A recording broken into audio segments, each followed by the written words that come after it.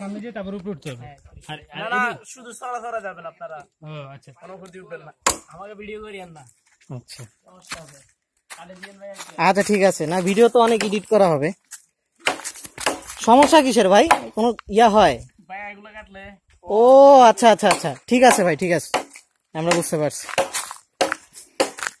যাই হোক, উনি আসলে কাঠ কেটে জীবিকা নির্বাহ করে, কিন্তু কাঠ কাটা আসলে অবৈধ, এই জন্য আসলে উনি ভয় পাচ্ছিল যাতে ভিডিওটা ওনার না করা হয়, এটা ফাঁস হয়ে গেলে আসলে ওনার জন্য সমস্যা হবে।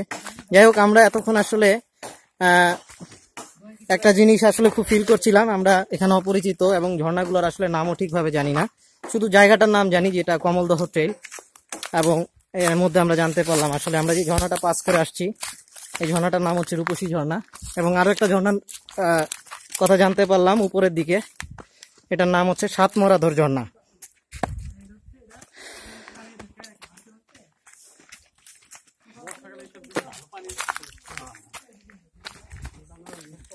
তো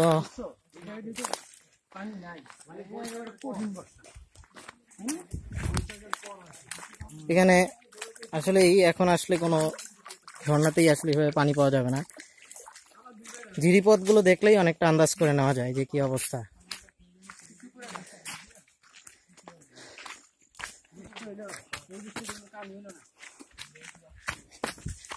আমরা কি এখন তাহলে ওই পরের যে ঝর্ণাটা হলো সাতমরাধর, ওটাতে যেতেছি